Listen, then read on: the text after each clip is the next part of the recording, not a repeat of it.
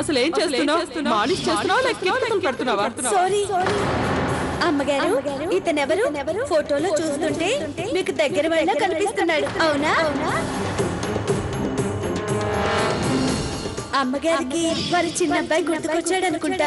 అతనికి కూడా గౌరమ్మ గారు చేసిన క్యారెట్ హల్వా అంటే చాలా ఇష్టం అనుకుంటా.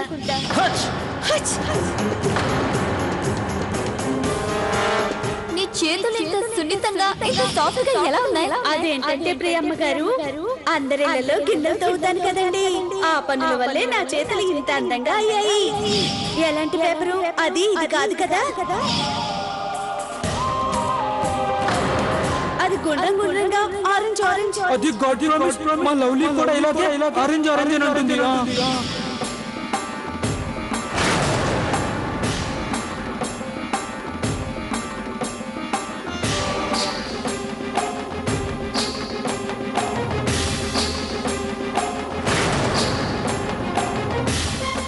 అంటే లవ్లీనే మా అందరి ముందు గులాబీ వేషాలు నాటకం వేస్తూ వస్తుందా?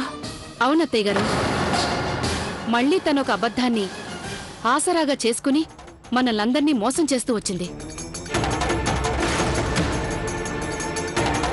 కానీ అత్తయ్య గారు, ఈ రోజు ఈ విషయం నేనే మీకు చెప్పాలనుకున్నా. ఈ విషయమా ఇంకో అబద్ధమా? ఒక అబద్ధాన్ని దాచిపెట్టేందుకు మరో అబద్ధమా? కానీ లవ్లీ, నీ ఈ అబద్ధం ఈరోజు తెలిసిపోయింది. అక్క ప్లీజ్ నన్ను మాట్లాడివ్వండి. నా ఈ నిజం ఇలా అందరి ముందుకి రావాలని అనుకోలేదు. అక్క, ఎప్పుడైతే మీరు నా రహస్యాన్ని అందరి ముందు చెప్పాలనుకున్నారో దానికన్నా ముందే నేను నిర్ణయించుకున్నాను నా అసలు నిజాన్ని ఈ రోజు అందరికీ చెప్పాలని. కానీ అయినా దానివల్ల వచ్చే లాభమే ఉంది.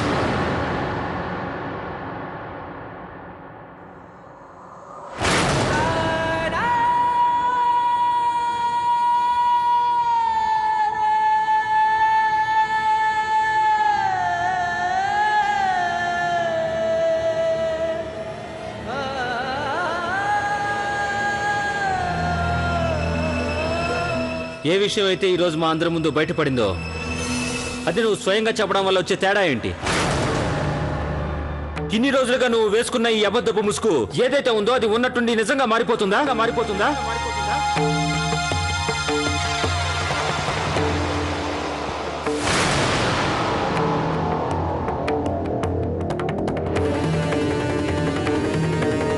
గమ్మత్తుగా ఉంది కదా. ఇన్ని రోజులుగా తను మనందరి ముందు నటిస్తున్నా మనలో ఏ ఒక్కరూ గుర్తుపట్టలేదు. చాలా చిత్రంగా ఉంది. కార్తీక్, నన్ను ఒక్క మాట అయినా అడగవా? లేదు, నేను నిన్ను ఏమీ అడగను. ఎందుకంటే ఈ తప్పు నువ్వు మొదటిసారి చేయలేదు. నువ్వు అడుగడుగునా ఏదో ఒక అబద్ధాన్ని ఆసరాగా చేసుకుని వస్తున్నావు.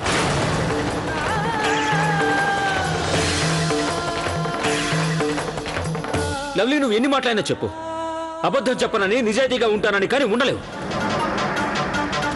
అబద్ధం చెప్పడం నీకు బాగా అలవాటైపోయింది.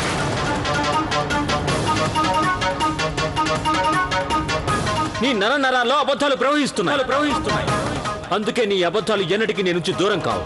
కార్తీక్, కానీ ఇదంతా నీకోసం కాదు, మన కోసం. ఆపో.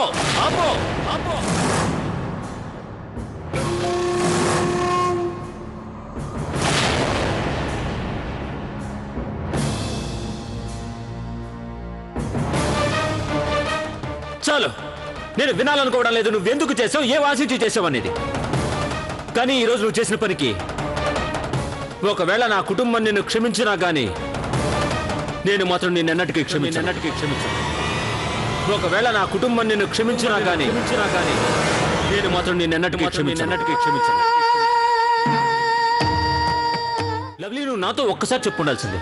మనిద్దరం కలిసి మరో ఉపాయాన్ని ఆలోచించి ఉండేవాళ్ళు. కానీ ఇలా అబద్ధాన్ని ఆసరాగా చేసుకుని నువ్వు పని మనిషి వేషం వేసి ఏం నిరూపించాలనుకున్నావు? ఇంతకన్నా నిజమైన ఆలోచన రాలేదా నీకు మా కుటుంబాన్ని ఒకటి చేసేందుకు? లవ్లీ, నేను నీకు అన్ని వేళలా తోడుగా ఉన్నాను. అందరూ నీపై వేలైతే చూపిస్తున్నప్పుడు నేను నా కుటుంబాన్ని వదిలేసి నీకోసం వచ్చేశాను. నీతో బంధాన్ని నిలుపుకునేందుకు నేను నా అన్ని బంధాలను తెంచేశాను. కానీ నువ్వు దానికి బదులుగా నాకేమిచ్చావు? మళ్ళీ మరో అబద్ధమా? మరొక ద్రోహమా? పిచ్చోళ్ళ కనిపిస్తానా నీ కంటికి నేను?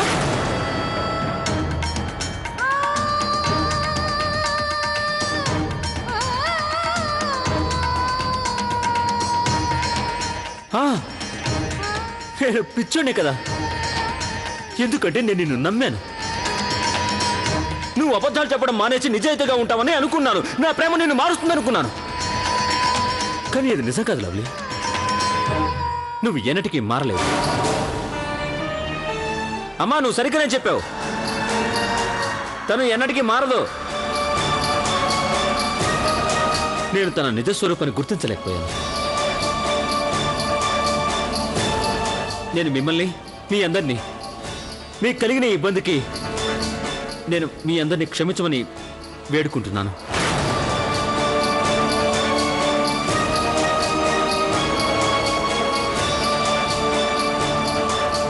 I'm sorry.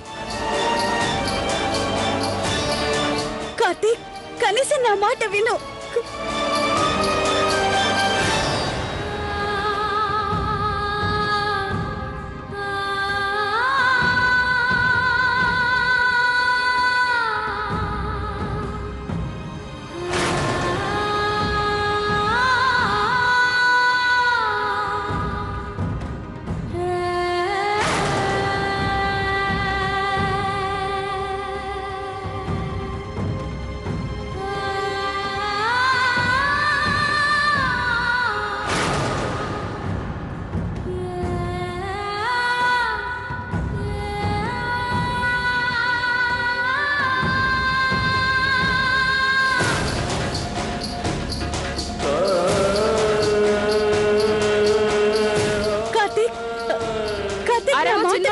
నిన్నే పిలిచేది. కార్తీక్, నా మాట విను. ఇదిగో అక్క, తీసుకో. వెళ్ళు వెళ్ళు వెళ్ళు. మొత్తం నువ్వే తినేసి వెళ్ళు. వీళ్ళిద్దరి మధ్య ఖచ్చితంగా ఏదో గొడవ జరుగుతుందనిపిస్తుంది. అదేదో ఇప్పుడే తెలుసుకుంటారు. అత్తయ్య గారు, ఈసారి లవ్లీకి కఠినాతి కఠినమైన శిక్ష వేయండి. ఎందుకంటే ఈ అమ్మాయి ఎప్పటికీ మారదు. ఈ అమ్మాయికి అసలు ఏం కావాలో నాకేమాత్రం అర్థం కావటం లేదు.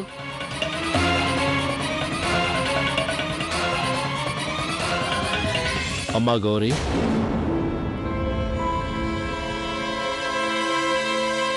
కౌసల్యాదేవి, ఏదైనా ఒక నిర్ణయాన్ని తీసుకునే ముందు ఒక విషయాన్ని దృష్టిలో ఉంచుకో. ఇంకా మనందరికీ లవ్లీ గురించి పూర్తిగా ఏ విషయం తెలియదు. మనకు కనిపించింది ఒక రూపం మాత్రం.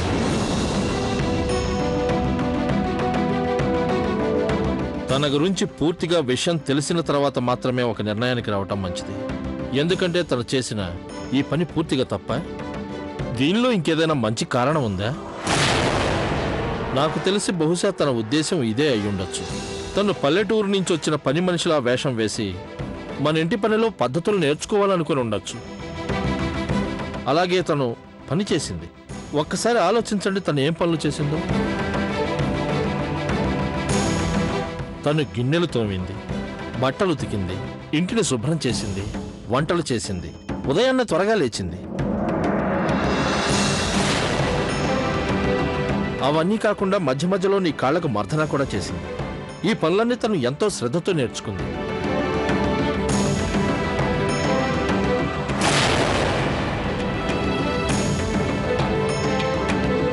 అలాగే అన్నిటికన్నా ముఖ్యమైన విషయం ఏంటంటే తను ఇంటి బాధ్యతలను చాలా బాగా అర్థం చేసుకుంది. మరో గొప్ప విషయాన్ని గమనించారా? తను ఈ పనులన్నీ చేసి ఈ ఇంట్లో ఆనందాన్నే పంచింది.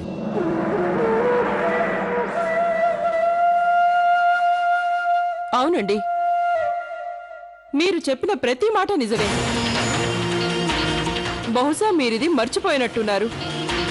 తను చేసిన ప్రతి పని అబద్ధపు సాయంతోనే చేసింది.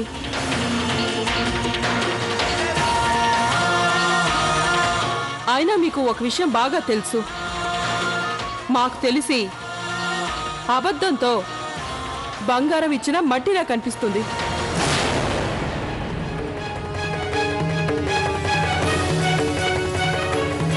అత్తయ్య గారు చెప్పిన మాటలు నేను అంగీకరిస్తున్నాను. ఇంత పెద్ద తప్పుకి శిక్ష కూడా అంత పెద్దగా ఉండాలి అత్తయ్య.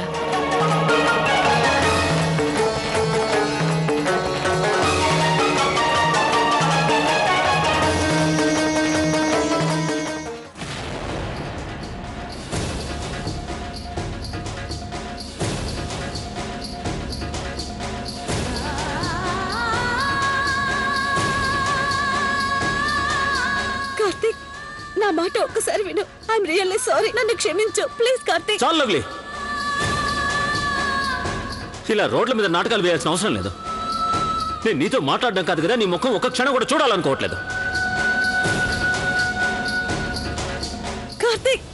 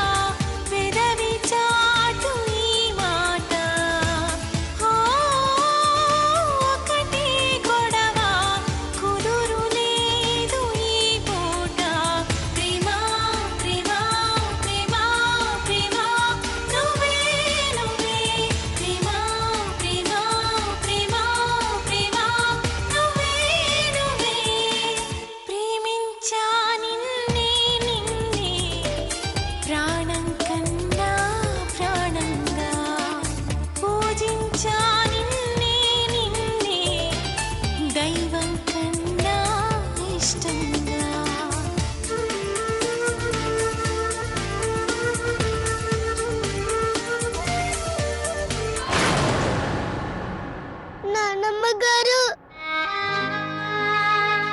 లవ్లీ చిన్నమ్మని క్షమించరా? చిన్నమ్మ ఇవన్నీ ఎందుకు చేసిందంటే వాళ్ళిద్దరూ మనతో కలిసి ఉండాలని. నానమ్మ, నేను కూడా అదే కోరుకుంటున్నాను. నాకు ఇది ముందే తెలుసు, గులాబీ చిన్నమ్మనే లవ్లీ చిన్నమ్మని.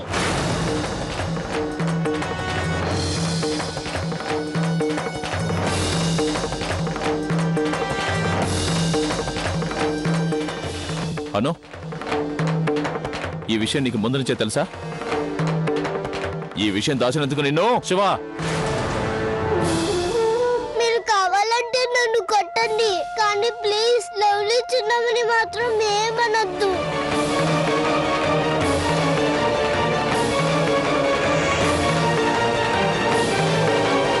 చూడన్నా, నువ్వేడు పాపు. మీ లవ్లీ చిన్నమ్మని ఎవరు ఒక్క మాట కూడా అనరు.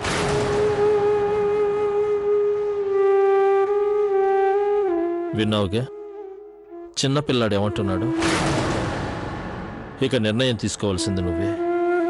మా నిర్ణయం ఏంటో నీకు ముందే తెలుసు. ఇక అంతిమ నిర్ణయం నువ్వే తీసుకోవాలి.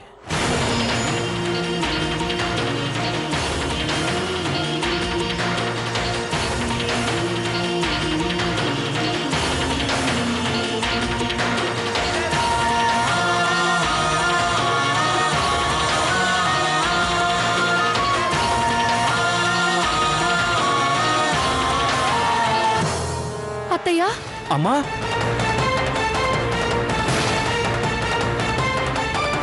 అత్తయ్య గారు, అమ్మా, అమ్మా తలుపు తెరవండి.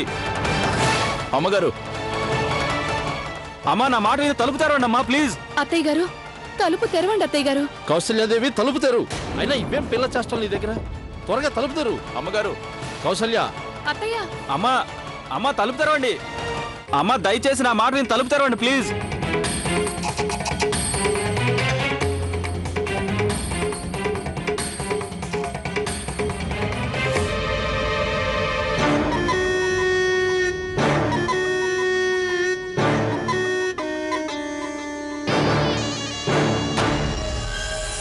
అసలు ఇక్కడేం కనిపించట్లేదే. ఆ, మీరు ఎగరేసుకోండి.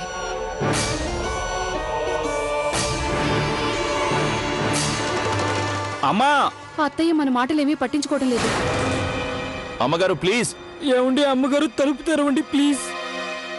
ఓహోహోహో, వీళ్ళంతా చిన్నమ్మ గారి గది తలుపులు ఎందుకు కొడుతున్నారు? అక్కడ లవ్లీ ఏడుస్తుంది, ఇక్కడేమో అందరూ తలుపులు కొడుతున్నారు. తప్పకుండా ఏదో మహాభారత యుద్ధం జరుగుంటుంది మా ఆయన మీదొట్టు. వెళ్ళి తెలుసుకుంటాను. కానీ ఎలా తెలుసుకోవటం? ఈ మనుషులను ఇంట్లోకే రానివ్వటం లేదే. ఎలా తెలుసుకోవాలి? మిన్ని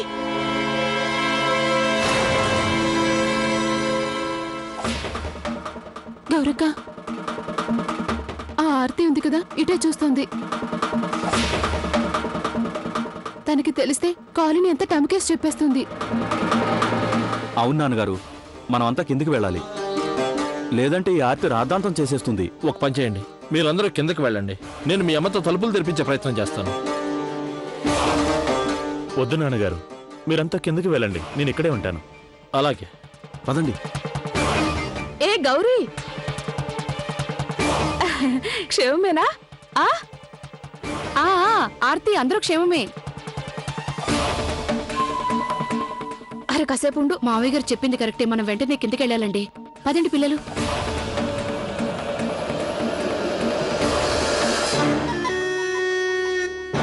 అసలు సంగతింటూ తెలుసుకుని తీరుతాను. అమ్మగారు, అమ్మగారు ప్లీజ్ డోర్ తెరవండి.